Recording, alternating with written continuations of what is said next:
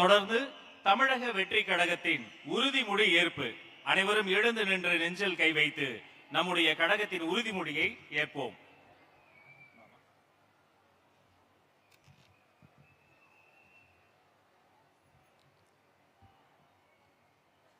நமது நாட்டின் விடுதலைக்காகவும் நமது மக்களின் உரிமைகளுக்காகவும் தமிழ் மண்ணில் இருந்து தீரத்துடன் போராடி உயிர் நீத்த எண்ணற்ற வீரர்களின் தியாகத்தை எப்போதும் போற்றுவேன்.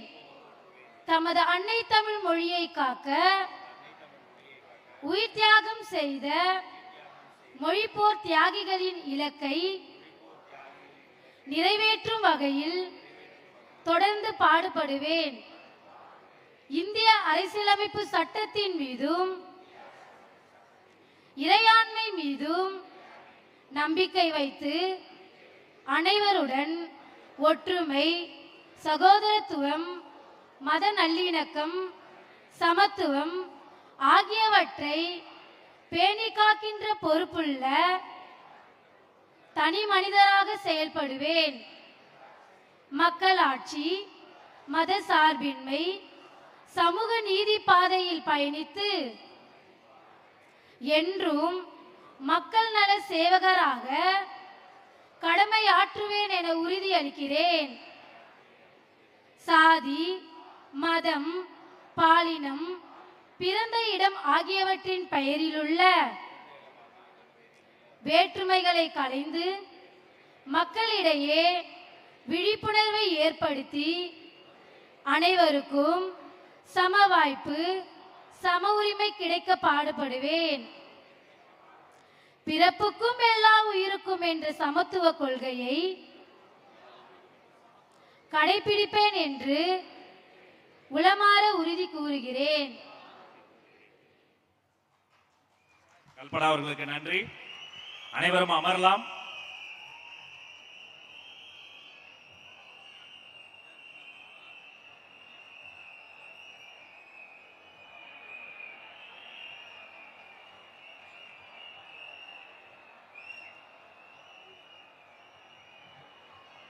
தமிழக வெற்றி கழகம் என்பது ஒரு பாசத்தின் கூட்டம். எத்தனை முயற்சி செய்தாலும் ஒரு கசப்பான பொருளை இனிப்பாக மாற்றவே முடியாது. எத்தனை முயற்சி செய்தாலும் ஒரு கெட்டவனை நல்லவனாக மாற்றவே முடியாது.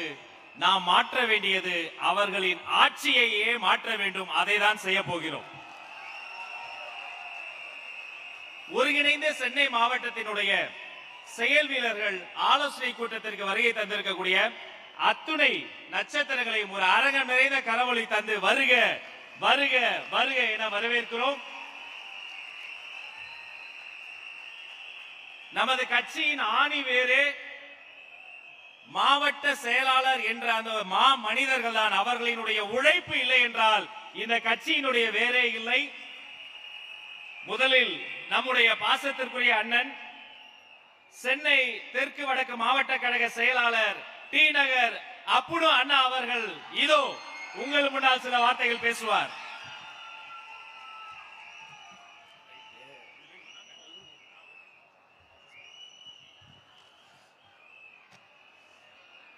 அனைவருக்கும் வணக்கம். சென்னை ஒருங்கிணைந்த தேர்தல் ஆலோசனை கூட்டத்திற்கு வருகை தந்திருக்கின்ற கழக தலைவரின் உத்தரவு பேரில் நிறைவேறுகின்ற இந்த நிகழ்ச்சிக்கு வருகை தந்திருக்கின்ற கழகத்தின் பொதுச் செயலாளரும் எங்கள் வழிகாட்டியுமான பொதுச் செயலாளரின் தலைமை நடைபெறுகின்ற ஆலோசனை கூட்டத்தை வருகை தந்திருக்கின்ற அத்துணை மாநில நிர்வாகிகளுக்கும் நான் சார்ந்திருக்கின்ற மாவட்டத்தை சார்பாக என் மனமார்ந்த நன்றியினை முதலில் தெரிவித்துக் கொண்டு இந்த நிகழ்ச்சிக்கு என்னுடன் அரும்பாடுபட்ட சென்னை 14 மாவட்ட செயலாளருக்கும் மனமார்ந்த நன்றியினை மீண்டும் ஒரு துறை தெரிவித்துக் கொண்டு இந்த விழாவுக்கு வருகை தந்திருக்கின்ற தாய்மார்களையும் பெரியோர்களையும் இளைஞர் பட்டாளத்தையும் மாவட்டத்தை சார்பாக வருக வருக என அன்புடன் வரவேற்று எங்களை எல்லாம் சென்னை மாவட்டத்தை சார்பாக கழகத்தினுடைய பொதுச் செயலாளர் அவர்கள் 2 நிமிடம் பேச வேண்டும் என உத்தரவிட்டிருக்கின்றார். நாங்கள் எல்லாம் பொதுச் செயலாளர் வழியில் வந்ததால் எங்கள் பொதுச் செயலாளர் மீது அதே மாதிரிதான் நாங்கள் எங்களுக்கு பணியிடுங்கள், ஆணையிடுங்கள், பணியினை வெற்றிகரமாக சென்னை மாவட்டத்தில் அத்தனை தொகுதியிலும் வெற்றி பெற்று தளபதி யாரை கையை காட்டுகிறார்களோ அவர்களை எம்எல்ஏ ஆக்கி சட்டமன்றத்தில் அமர்ப்பது மட்டும்தான் எங்கள் பணி. எங்கள் பொதுச்செயலாளர் எப்படி பேச்சிலே வேகத்தை காட்டாமல் செயலில் வேகத்தை காட்டுவாரோ அதே போலதான் நாங்களும் எங்கள் பொதுச்செயலாளர் வழியிலே நாங்கள் வழிநடத்தி எங்களுடைய பணி வெற்றி பெற செய்வது மட்டும்தான் என்று இந்த நேரத்தில் தெரிவித்துக் கொண்டு, இருந்தாலும் பேச வேண்டும் என்ற ஒரு உத்தரவு பேரில் 2 வார்த்தையில் மட்டும் பேசுகிறேன். ஏதாவது தவறுகள் இருந்தால் மன்னித்து விடுங்கள். ஏனென்றால் நாங்கள் எல்லாம் அரசியல் இப்போதான் பயின்று வருகின்றோம். பேசுகின்ற வாய்ப்புகள் அளித்த கழகத்துக்கும் கழக தலைமைக்கும் மீண்டும் ஒரு முறை நன்றியினை தெரிவித்து, ஆம், சூரியன் கிரகம் சூரிய கிரகம் என்று பெரியவர்கள் அந்த காலத்தில் சொல்வார்கள். சற்று முன் மறைந்து மீண்டும் வருகிறது சூரியன். ஆனால் இப்போதைக்கு சூரியனுக்கே கிரகம் பிடித்துள்ளது எங்கள் தளபதி வந்ததால்.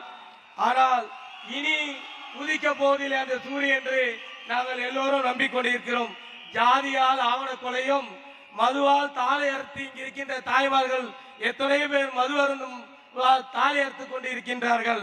தன் குடும்பம் தனக்கென சொத்து வாழ்ந்து இந்த அரசியல்வாதிகள் மத்தியில் தனக்கென சொகுசு வாழ்க்கையை தூக்கி போட்டு தன்னுடைய குடும்பமாக நினைத்து வந்திருக்கும் எங்கள் தளபதி பின்னால் இப்போது நாங்கள் தெரிந்திருக்கும் ஒருத்தன் இந்த உலகில் வாழ முடியாமல் துயரத்தில் இருக்கும் நிலைமை. கடைசியாக அவரவர்கள் நினைப்பது தனது குலதெய்வத்தை தான். ஆம், இந்துக்களை எல்லாம் தன் குலதெய்வத்தை எங்கள் குலதெய்வத்தை நினைத்து அவர்கள் தான் நினைப்பார்கள். குலதெய்வம் தான் எங்களை காக்க வேண்டும் என்பார்கள். அதே போலதான் என்றாவது ஒரு நாள் ஈசானுக்கு வந்துடுவார் என்று இருக்கும் நிலையில் இஸ்லாமிய சமுதாய மக்கள் நினைப்பார்கள். அதே போலதான் மீண்டும் வருவார் காத்திருக்கும் கிறிஸ்துவ சமுதாய நண்பர்களும் நினைப்பார்கள். இன்று நாங்கள் பார்க்கின்றோம் இந்த 3 பேரும் சேர்ந்து நாங்கள் அவதாரமாக நிற்பது எங்கள் தளபதி மட்டும்தான் என்று நினைத்து இந்த வாய்ப்பளித்த அத்தனை நல்ல உள்ளங்களுக்கும் நன்றி கூடி விடைபெறுகிறேன். நன்றி, வணக்கம்.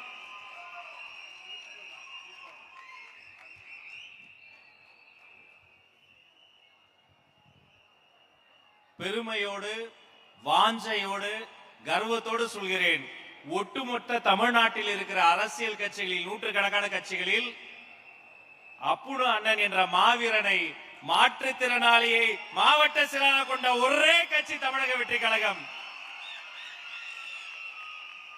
ஏனென்றால் கழகம் அவர்களை மாற்றுத்திறனாளி அல்ல, இந்த நாட்டையே மாற்றும் திறனாளியாக பார்ப்பதால் அந்த இடத்தை கொடுத்திருக்கிறார் வெற்றி தலைவர். அவரை தொடர்ந்து சென்னை மத்திய மாவட்டத்தினுடைய மாவட்ட செயலாளர் அண்ணன் பூக்கடை SKM குமார் அவர்களை சில வார்த்தைகள் பேச அழைக்கிறேன்.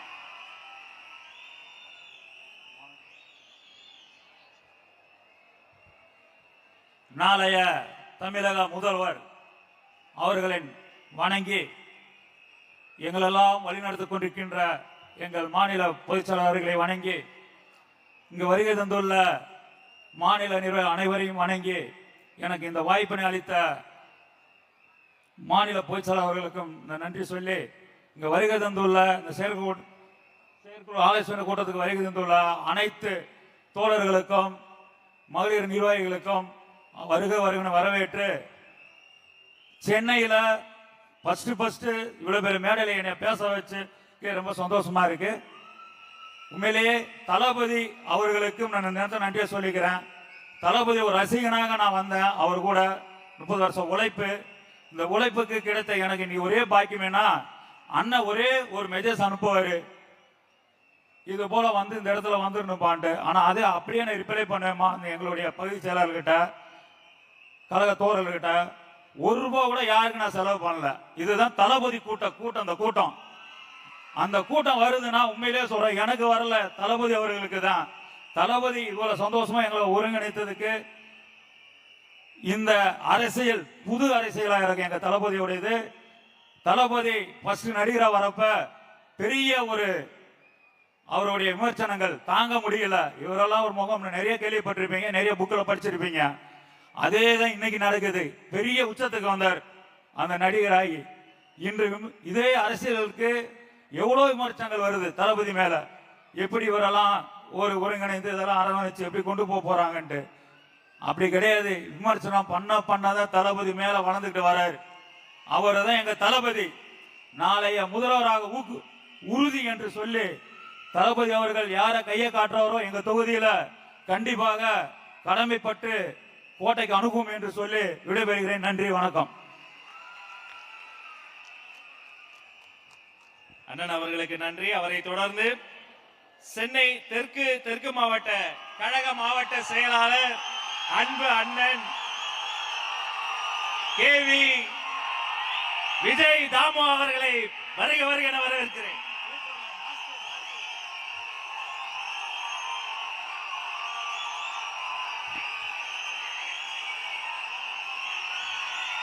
நான் சும்மாவே பேச மாட்டேன்.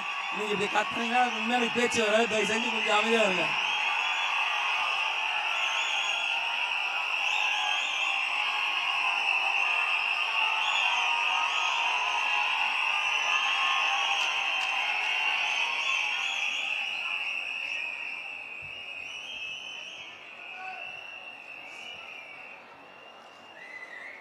எனக்கு முதல்வரி தந்த தளபதி விஜய் அண்ணா அவர்களுக்கு முதல் நன்றியை தெரிவித்துக்கிறேன்.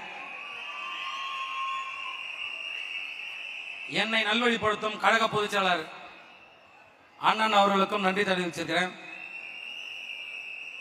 மேடையில் இருக்கும் மாநில கழக நிர்வாகிகள் அனைவருக்கும் என் சார்பாகவும் என் மாவட்டத்தின் சார்பாகவும் என் முதல் கண் வணக்கத்தை தெரிவித்துக் கொள்கிறேன். உண்மையிலே உங்களுக்கு தெரியும், நம்மளுக்கு மேடை பேச்செல்லாம் வராது, இருந்தாலும் சொல்லிட்டாங்க, அதனால வந்தேன். ஒரு சின்ன ஒரு விஷயத்தை மட்டும் ஷேர் பண்ணிக்கிறேன். நம்ம விலையில்லா விருந்தங்கன்னு ஒன்று நம்ம பண்ணிட்டு இருக்கோம் தொடர்ந்து ஒரு 5 வருஷமா. நடுவில் நம்ம ஒரு வருஷம் கேப் போட்டோம், திரும்ப இப்போ நம்ம கண்டினியூவாக பண்ணிட்டு இருக்கோம். அந்த நிகழ்ச்சி, அந்த விலையில்லா விருந்தகம் உங்களுக்கு எல்லாருக்கும் தெரியும். ஏன்னா சென்னையில் இருக்கிற எல்லா மாவட்டமும், தமிழ்நாட்டில் எல்லாருக்கும் தெரியும், நம்ம மாநில நிர்வாகிகளும் தெரியும். போன வாரம் அந்த சைடு வந்து சிஎம் போறாரு சொல்லிட்டு நம்ம விலையில்லா விருந்தகம் தம்பிங்க பண்ணிட்டு இருக்காங்க. அன்னைக்கு நான் போல. அந்த டைம் பார்த்து அவரு போயிட்டாரு. நம்ம விலையில்லா விருந்தகம் நம்மளது ஓரமாக பிளாட்ஃபார்மில் தான் இருக்கும். நீங்கள் எல்லாரும் லைவை பார்த்துருப்பீங்க, ஃபோட்டோவில் பார்த்துருப்பீங்க, ஏன் மீடியா நண்பர்கள் எல்லாருமே பார்த்துருப்பீங்க. அவரு கூட சும்மா போயிட்டாரு, முதலமைச்சர் கூட. ஆனால் உடனே அங்கேருந்து காவல்துறை நம் அலுவலகத்துக்கு வந்தாங்க. விலையில்லா விருந்தக அலுவலகத்துக்கு வந்து என்ன பண்ணாங்கன்னா, தம்பி உன்னை காவல்துறை அதான் ஸ்டேஷனுக்கு கூப்பிட்டு வர சொன்னாரு அப்படின்னு சொல்லி கூப்பிட்டாங்க. அங்கே இருந்த ஒரு தம்பி, யாரும் கிடையாது, என்னோட பையன்தான். ஏங்க எதுவாக இருந்தாலும் மாவட்ட செயலர்கிட்ட ஃபோன் போட்டு தானே, நான்லாம் வரமாட்டேன் அப்படின்னு சொல்லி ஃபோன் போட்டு கொடுத்தாப்பல. உடனே என்ன பண்ணோம், ஃபோனு சார் என்னங்க சார் அப்படின்னா ஒரு எஸ்ஐ பேசினார். இல்லைங்க உங்களை ஸ்டேஷனுக்கு வர சொன்னாங்க அப்படின்னா. சரிங்க சார் பேசுகிறேன் சார்னு. நான் இந்த விஷயத்தை எதுக்கு சொல்கிறேன்னா, அதுக்கப்புறம் நான் விஷயத்துக்கு வரேன். உடனே நானும் ஃபோன் பண்ணி அவர்கிட்ட பேசினேன். உடனே நீ கிளம்பி உடனே வா அப்படின்னாரு. சார் இன்னும் நான் குளிக்கல சார். அப்படியாப்பா, சரிப்பான்ட்டார். உடனே என்ன பண்ணேன், ட்ராக்கை மாட்டிக்கிட்டு டிஷர்ட்டை மாட்டிக்கிட்டு முகத்தை கூட அலம்பலை. எங்கள் பகுதி செயலர் திருமலை அவரையை கூப்பிட்டு போனேன். ஏன்னா விலையில்லா விருந்தகத்துக்கு ரொம்பவும் முக்கியத்துவமாக உழைக்கிற மனுஷன் அவரையே கூப்பிட்டுட்டு போனேன். போன உடனே அவர் ஒன்றும் சொல்லலை. இனிமே நம்மளோட கழக துண்டை போட்டு அந்த விலையில்லா விருந்தகத்தை செய்யக்கூடாது அப்படின்னாரு. ஓகே சார், நன்றி சார், நாங்கள் ஒரு ஓரமாக தான் சார் பண்ணுறோம், இதனால ஒன்றும் இல்லை சார் அப்படின்னா. இல்லை இனிமேல் நீங்கள் துண்டை போட்டு பண்ணாதீங்கன்னாரு. ஓகே சார், நன்றி சார். அவரு ஒரு சாதாரண ஒரு தாமை கூப்பிட்றாரு, போலீஸ் ஸ்டேஷனுக்கு போகிறேன். அவருக்கு நான் இந்த நேரத்தில் ஒன்று சொல்ல கடமைப்பட்டிருக்கேன். இதே நான் ஒரு தென்சென்னை தெற்கு மாவட்ட கழக செயலாளர் தாமு, என்ன ஸ்டேஷனுக்கு உடனே வர சொன்னீங்கல்ல, மா சுப்பிரமணியம் அப்படி வர சொல்ல முடியுமா?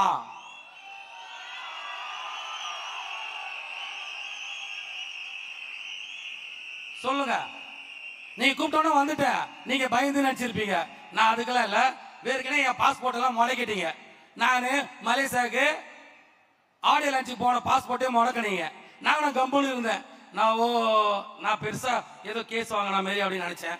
அதுக்கப்புறமா பார்த்தா என்ன கேஸ்னா, பேனர் கேஸா, நம்ம பண்ண கூட்டத்தை சேர்த்த கேஸு அப்படின்னு ஒரு 4 கேஸு. அந்த 4 கேஸை நம்ம மேலே போட்டிருக்காங்களா, அதனால பாஸ்போர்ட் தர மாட்டாங்க. அதனால நான் தலைவர் எந்த ஊர்ல எந்த நிகழ்ச்சி நடந்தாலும் கண்டிப்பா நான் கலந்துப்பேன். ஆனா வாழ்க்கையிலே இதுக்கப்புறமா அப்படி ஒரு சம்பவம் நடக்குமானா நடக்காது. அந்த நிகழ்ச்சிக்கு என்னால போக முடியாத காரணம் திருவான்மியூர் காவல்துறை நான் பகிரங்கமா சொல்றேன் இந்த இடத்துல. ஏன் சொல்றேன்னா எல்லாத்துக்கும் அதுதான் சொல்றேனே, இன்னைக்கு என்ன கூட முடிஞ்ச அந்த காவல்துறையால இதே நேத்து நாசர் அவர் யாரு நாசர் ஆவடி நாசர் அவரு இல்ல திருமண விழாவுக்கு திருவான்மையூரே ஜொலிச்சது. அப்ப கூப்பிட்டுட்டீங்களா நீங்க? சொல்லுங்க, கூப்பிட்டுட்டீங்களா? இல்ல அதிமுக மாவட்ட செயலர் அவரை கூப்பிட முடியுமா உங்களால? அப்பனா உங்களோட நோக்கம்டா அதிகாரம் உங்க கையில இருக்குன்றது ஒரே ஒரு காரணம் மட்டும்தான். ஓகேங்களா? உண்மையா சொல்றேன்.